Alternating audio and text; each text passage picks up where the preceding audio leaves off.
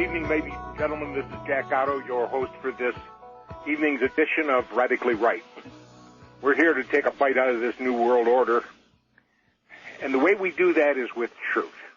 When you're trying to build a house of cards with lies, it shreds so easily and tumbles so quickly in the presence of truth. As always, I'd like to start off the evening program with prayer for those who are taking a stand against the New World Order. And I always ask, and I really do hope you will join in, please, don't just listen to me pray. Add your voice so that a multitude is praying together. Let us pray. Dear Yahweh, God of good, creator of all the universe, God of Abraham and his sons, Ishmael and Isaac, our Heavenly Father, we thank you for your many blessings. We ask that you shelter us from the forces of evil. Bless our minds with discernment and our voices with your words. Guide our steps that we may follow your way. Cause the New World Order to fail and its conspirators to be exposed and defeated. Give us courage, help, determination, and material resources. Keep us in the hollow of your hand, enshrouded in your Holy Spirit, for we pray in the name of your only begotten Son, Yeshua HaMashiach, Jesus the Messiah. Amen. We see that this New World Order seems to be getting more powerful and making a stronger presence of itself every day. They're using less care to cover up their shenanigans and are becoming open and bold about it. We find that we're asked to swallow some of the most absurd lies in the kind of doublethink that would only be found in George Orwell's book, 1984, except here it is in reality of 2007 here in America. We are on the very precipice of the destiny of finding out if we really and truly are free people.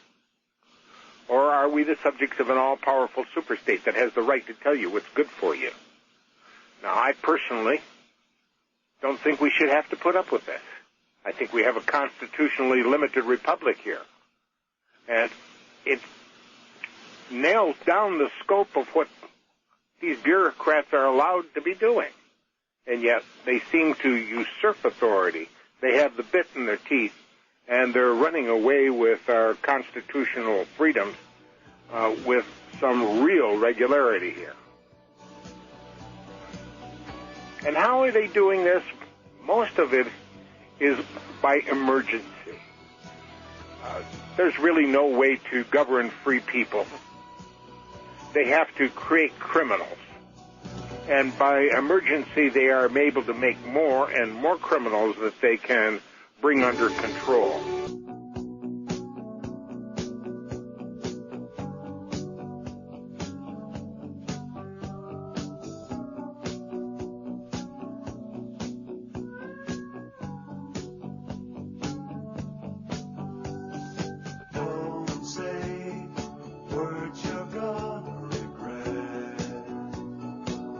Let's be back from break now. I can hear some music. We're going to try to take a bite out of this New World Order today. See, much of the problem that we're in is because they have staged what they call false flag operations, where some dastardly deed is done, but you pretend to be somebody else while you're doing it. And for the most part, what we do is we have operations that are conducted by the Mossad of Israel and done in conjunction and cooperation with the CIA or MI6, which is the military intelligence branch of the Queen of England. Now, in the course of these operations, sometimes they make mistakes and get caught and they're embarrassed. And before there was an Israel, back in the mid-1940s, there was a case where they attacked, yes, the Haganah, which was one of the Jewish revolutionary fronts, attacked the King David Hotel there, blew up the British consul there, killing one of the Swedish ambassadors, a Count Bernadotte, and trying to blame this on Arabs so that people will hate the Arabs enough and give them more say and more control in the area.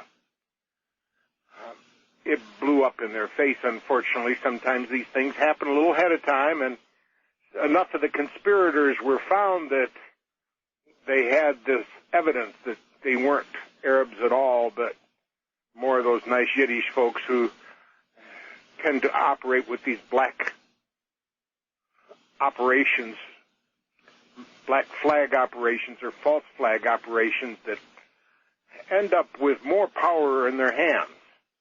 We find that so many things through history, the Spanish-American War was started by saying that the Spaniards mined the harbor down there in Cuba and caused one of our ships to explode, but yet we now know that the explosions come from deep within the ship itself. We find that Pearl Harbor was not a surprise to anyone except the American people. The bureaucrats in questions had egged it on and forced the Japanese to either knuckle under or come out fighting. And they knew that the Japanese people, being people of pride and honor, would not relish the notion of having to knuckle under and would make some kind of stand rather than just submitting. And so they cut off all Japanese money in American banks 6 months before Pearl Harbor. And then 3 weeks before Pearl Harbor, they went one step further and gave them 100% oil embargo, trying to force them into this war so that we could join Great Britain and become part and parcel of the tyranny to make people knuckle under to the power and the structure of the New World Order. We find that so many of these operations, like the Gulf of Tonkin, President Johnson knew that he had men firing out at open waters with no ships in it, just pretending like the North Vietnamese had been so foolish as to attack one of our gunboats. Ships that are so powerful that you just don't dare go up against them, and they're going to come up against those kinds of ships with little pea shooters. Yet it's always a good excuse to attack people. It's a good excuse to render them helpless and then suck the oil out of their country, make them knuckle under.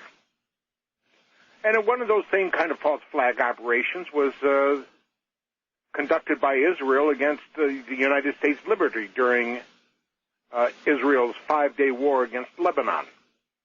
The USS Liberty was an electronic ship monitoring that war. There were 6 jets and 3 PT boats as well as 2 attack helicopters that decimated the USS Liberty in a 2-hour assault that killed a couple dozen Americans and maimed another 177. And at first Israel claimed it was those Arabs that did that deed.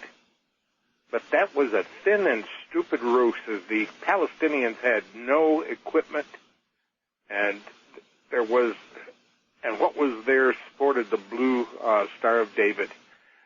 Then they claimed that it was a mistake because they didn't know it was a U.S. ship, that it was another stupid thin lie, as the American flag was painted on the hull and flying high in the mast. The American press, which is tightly controlled by the Illuminati Zionists, covered the story with absolute silence. If Americans don't hear about something on TV or newspapers, they believe it didn't happen. Those Zionists own the communication media. You know, there was another false flag operation that was assisted by Woodrow Wilson, whose real name was Wolfson, a Yiddish name. Now, he worked diligently to get himself elected president so he could implement communism here in America. He was in on the plans to draw the U.S. into war by causing the Lusitania to be sunk with 128 American passengers right aboard it. Now, the Germans had taken out advertising in American newspapers warning that the Lusitania was carrying 6 million rounds of ammunition to Great Britain for the war against Germany. Now, Wilson ignored the wrongdoings of J.P. Morgan, who carried passengers on his munition ship, and obtained a formal declaration of war. And to clinch it, Great Britain sunk the Lusitania near Ireland and bore false witness against Germany. Now, the propaganda mill was set in America to vilify Germany as the attacker of the Lusitania. President Wilson, or Wolfson as his real name was doing his part for the Zionists, who had promised Britain that they would bring America into the World War, World War I, if Britain would pledge Palestine to them. We were drawn into World War II in a similar fashion. It was that Pearl Harbor surprise that really didn't surprise anybody except American people. See, the Soviets had already invaded China, but the Japanese were vilified as aggressors even though they were trying to curb Soviet expansionist policy in Asia. Another false flag operation was Crystal Lake incident. It was Zionists that incited and paid thugs to ransack Jewish businesses so Germany would be smeared with the villainy in world press, thereby propagating World War II. See, the truth lays in their much larger and more complex plan to conquer the entire world and subjugate the entire population by the super-rich false Jews. The attempt is to attain absolute control so their battle may be wide to include every significant piece of ground on the face of this earth. As long as we are free, we need to safeguard freedom. Because freedom isn't free. It came dearly. Our forefathers put treasure and toil, and sometimes blood and life, into this notion of a constitutionally limited republic so that their children and their grandchildren and posterity beyond there would be able to enjoy the benefits of that Constitution and the freedom. Now, much of their guiding philosophy can be found in what is called the Talmud. Now, while the real Hebrews were captive in Babylon in 606 BC to 536 BC, I believe it was, they had been inculcated in the host philosophy, which gave rise to the Talmud. That was 63 books. That's a big encyclopedia, isn't it? Perverting the oral tradition. The oral tradition was given to given to Aaron while Moses was up on Mount Sinai getting the Ten Commandments. And it was later codified in Babylon while the Babylonian people were enslaving the Hebrew children. So the Khazars loved that sexual perversion and less than honorable business practices prescribed in the Talmud. And what had already withered among the real Hebrews was embraced and revived by those Khazar warriors that only pretended to embrace Judaism in 741 AD. We got a break coming up here. We're going to be right back. Stay tuned.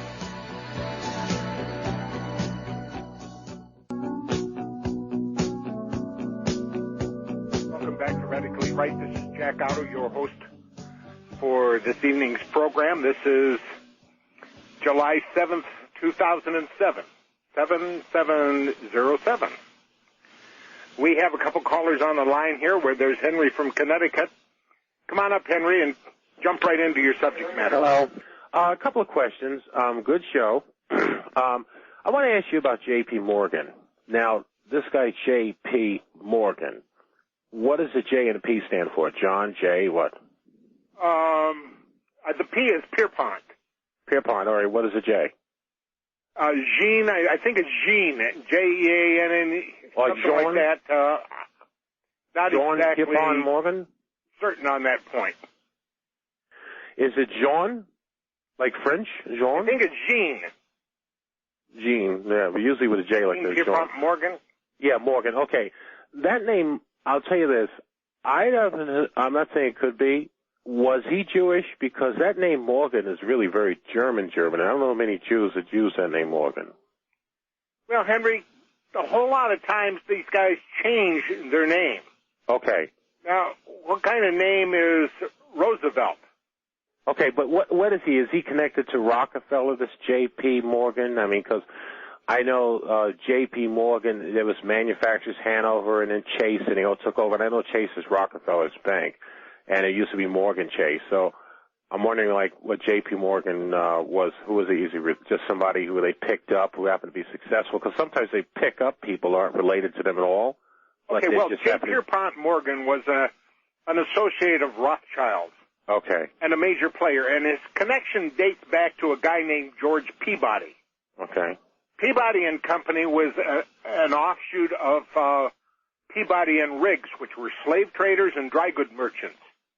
And they operated out of Georgetown, D.C., and later moved to Baltimore in 1815. Now, during the Civil War, Morgan fattened his wealth by selling arms to both the Union and Confederate Army. And because Europeans... Well, that's not really a crime, is it? Or I beg your pardon? That's not really a crime, is it? Or he's just a dealer? It's not really a crime to sell to both sides of a war? Morgan fattened his wealth by selling arms to both the Union and Confederate Army. And because his European trade had flourished, George Peabody opened up an office in London in 1838. Now, he was surprisingly summoned to an office with Nathan Rothschild. Baron Rothschild candidly admitted the aristocracy's lack of respect for him and asked Peabody to front for him. And with the Rothschild strings behind him, George Peabody became the host of London. His annual 4th of July celebration of American independence became exceedingly popular with the aristocracy. And it's not surprising Peabody would also become successful in the business arena as well. His American agent was Beebe, Morgan and Company, guided by one Junius S. Morgan, the father of J.P. Now, Peabody had no children of his own and informally adopted Junius Morgan, and Junius's son J.P. pretended not to be Jewish and independent of Rothschild. Like Peabody, he was a secret front for the Rothschilds, and upon Peabody's retirement, the name of the firm was changed to Junius S. Morgan and Company. And it was through these people that banking panics were precipitated in 1837, 1857, and August Schoenberg was the registered agent of Rothschild who cloaked his real name behind a pseudonym called Belmont. And it was Peabody and Morgan who really cleaned up as secret fronts for the N.M. Rothschild Company. J.P. Morgan took on the task of buying up the newspapers for him, and that's how they got control of the means to sway public opinion. They started off with 25 of the papers, and I think they commenced that in about 1915. That it was March the 14th of 1915 that Morgan was set out to take control of those newspapers, and it did not work out for them because they thought they could only take control 25 of the 78. It was then later decided that that was a mistake, and they needed to control all of them, and they now do tightly control all the newspapers and all the communication. And it is this control of the print media and now the electronic media that has given them the most power of all.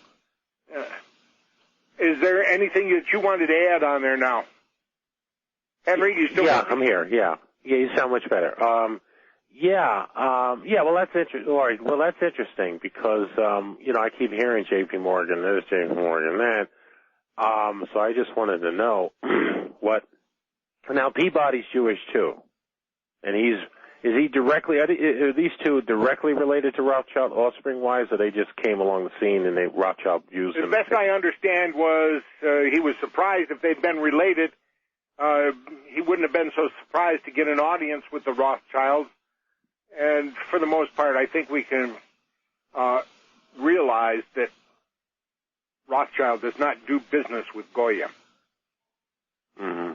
That's the Yiddish term for cattle. I know what Goyim is. That's all we are referred to by them as cattle. Yeah. And a very contemptuous remark that shows that we can be bought and sold, butchered, and traded at will. Here we are. We are on the very precipice of this destiny. Are we truly free people? Or are we the subjects of an all-powerful superstate that really has the right to tell us what's good for us? Now, I notice when you look in the Bill of Rights, number 9 and number 10, number 9 says something to the effect that the enumeration of certain rights shall not be disparaged to, let's see, how's that go? The enumeration of certain rights shall not be disparaged to encroach upon others that are retained by the people. So what they're saying there is, we're not mentioning all the rights. We're just naming some important ones. There's other rights left. And then when you go on to the 10th of those Bill of Rights, it says very clearly and very succinctly that we have a federal government that's only supposed to conduct the duties that it is challenged to do, to fulfill the mandate of its responsibility, and not branch out into new areas like health, education, welfare, taking control of the electromagnetic spectrum. So many things the government has encroached upon and done in direct violation of this Constitution. I wanted to mention something to you, something that I think is important, and I've read it before, and I want to do it again because people are backing themselves like being painted into a corner. They don't realize what they're doing. And by their inaction, by their unwillingness to become educated and informed about what's going on, by their own stupidity, or in some cases it's just ignorance, they don't realize how they are being shuffled off the buffalo, hustled as it is. And there was a great text written by a man named Alexander Isaievich Solzhenitsyn, who wrote about the life in the prison camps of the Soviet Union. He would know about him because he spent years and years in those camps, suffering under the harsh toil of that regime there. And in his book that he wrote about these prison camps called Gulag Archipelago, he said, and I'm going to quote him, how we burned in the prison camps later thinking, what would things have been like if every security operative, when he went out at night to make an arrest, had been uncertain whether or not he would return alive? Or if during periods of mass arrest, people had not simply sat in their lairs, paling with terror at every bang of the downstairs door and at every step on the staircase, but had understood they had nothing to lose, and had boldly sat up in the downstairs hall an ambush of half a dozen people with axes, hammers, pokers, or whatever else was at hand. The organs would very quickly have suffered a shortage of officers, and notwithstanding all of Stalin's thirst, the cursed machine would have ground to a halt. We cowered back. We were afraid we'd be next. We hoped it would all blow over. Once we were enslaved, we thought of all the things we could have done to stop them. And here we are. We find that people are being marched every day into kangaroo courts, driven by engineers on these trains that are railroading people into prisons and out of their money on a regular basis. It happens all the time. And yet, all we do, just like Alexander Solzhenitsyn says, is we pale in terror. We hope that it all blow over. We're afraid we'll be next. This is only going to be the land of the free as long as it's the home of the brave. And as soon as we lose our guts, as soon as the men don't have a pair, then we can be sure that they're going to strip that freedom away from us. You know, there are people out there, when you try to talk to them about the New World Order.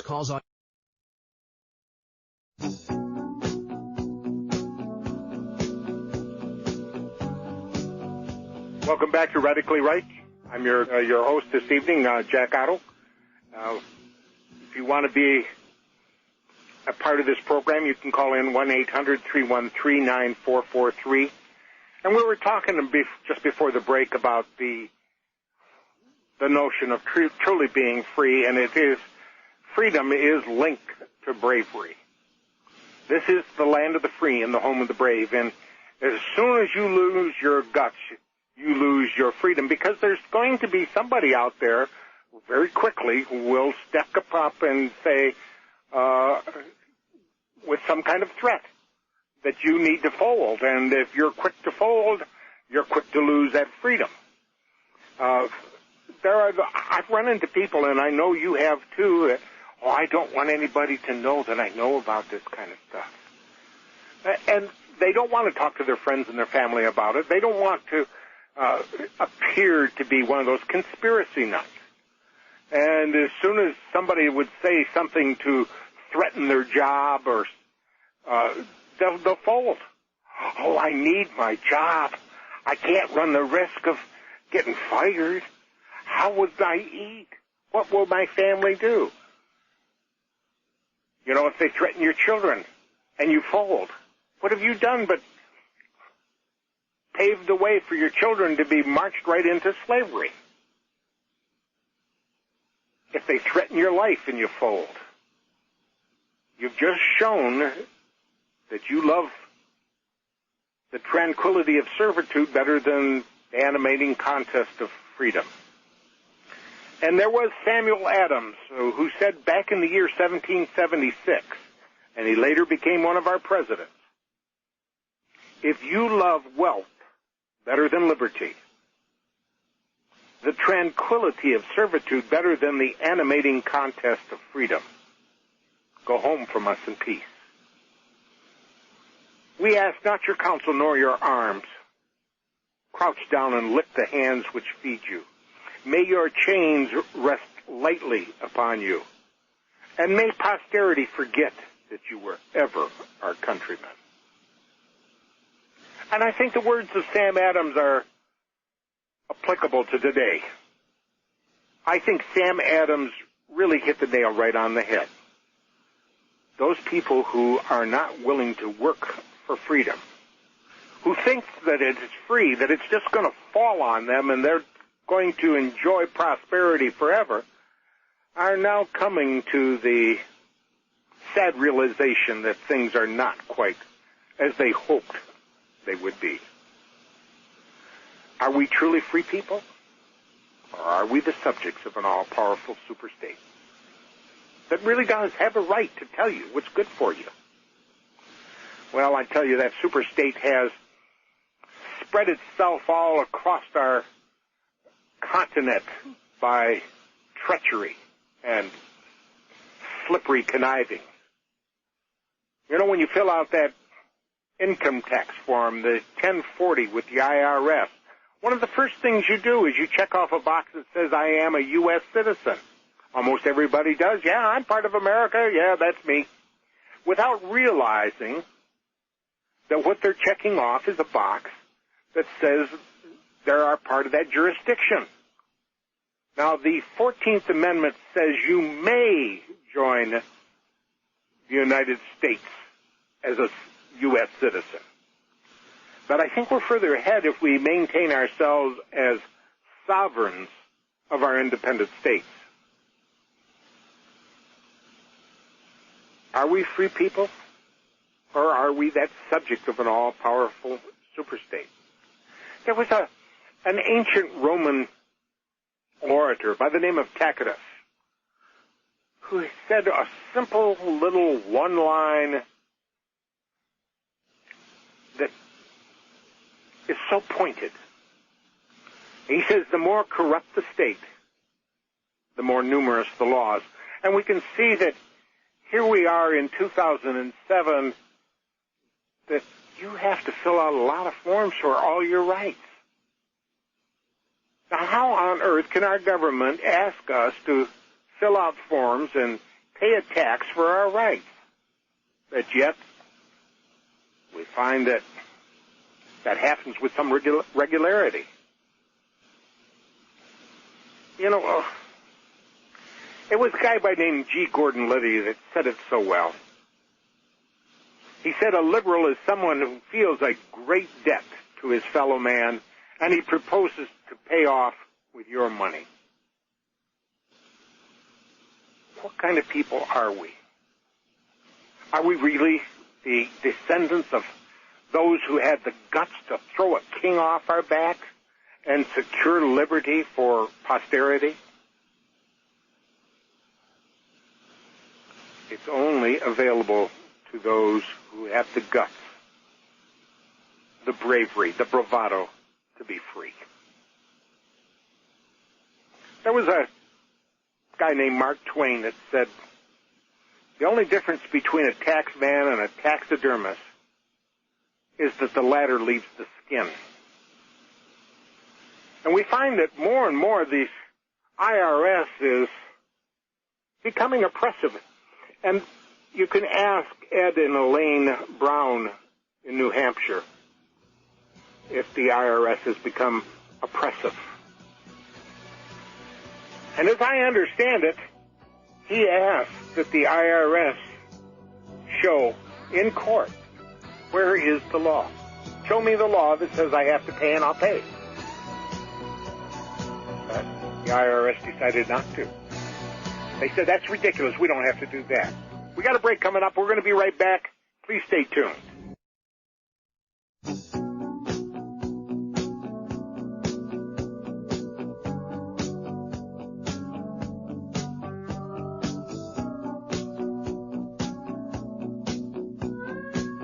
Welcome back. This is Jack Otto, your host on Radically Right. I do have that quotation, that's the one by Julius Caesar. And he says, and I quote, beware the leader that bangs the drums of war in order to whip the citizenry into a patriotic fervor. For patriotism is indeed a double-edged sword. It both emboldens the blood just as it narrows the mind. And when the drums of war reach a fever pitch and the blood boils with hate and the mind has closed, the leader will have no need in seizing the rights of the citizenry. Rather, the citizenry, infused with fear and blinded by patriotism, will offer up all those rights unto the leader, and gladly so. How do I know? For this is what I have done, and I am Caesar. That was a quote from Julius Caesar himself. Welcome back to the closing segment of our program. This is Jack Otto, and I am the author of a book entitled World War III. It is an expose of these Satanists that pretend to be Jews, and it traces them from their roots in Turkey as the Khazar warriors to this modern great conspiracy to rule the world through hegemony banking and front organizations like the Masonry and United Nations. In the appendix is a complete collection of the protocols of the meanings of the learned elders of Zion. Let me tell you, you need this book if you're having difficulty in awakening your friends and families to the threat of a new world order. It will give you the facts and the figures you need to turn them around if you're willing to study it. You do want to turn them around so that they're getting ready too. Can you put up enough food and clothing and whatever you're going to need, not only for yourself, but all the people that you love? And it's not going to be easy to do, is it? So you really need to kind of turn them around so that they're helping putting away the food and the clothing and the necessities that they're going to need. See, you really don't want to be holding money in times of inflation. If money is becoming worth less, and that's why it takes more dollars to buy everything, then you really ought to be buying stuff with what dollars you got now rather than trying to save dollars for in the future. Now, if you've got a lot of money put away, you can go to something like junk silver coins, which will allow you to, in the future, convert back into paper money, just as my mother used to send me to the store with a quarter to get a loaf of bread. It was only 20 cents for the loaf of bread. I could have spent that nickel on a Three Musketeers bar, but I had to bring it home. Well, sometimes I got away with buying a Three Musketeers bar. But a loaf of bread is no longer 20 cents. It's closer to $2 now. But if you still have one of those silver junk coins, then you could get a loaf of bread because you could take it to the coin shop. You can get about $2.50 for it. Buy that loaf of bread that you wanted. It is the paper money that has lost its purchasing power. The real money, which has real silver in it, some of it has real gold in it, that's what retained purchasing value. That's what is real money. And we would bend further ahead to stick with the Constitution and do as we're supposed to. We are getting so close to that precipice. Are we truly free people? Or are we the subjects of an all-powerful superstate that has the right to tell you what's good for you? Now, I'm saying that the Constitution says nay, that they have no business telling you what's good for you. That's your choice. That's what freedom's all about. Thank you for joining me. God bless. Good night.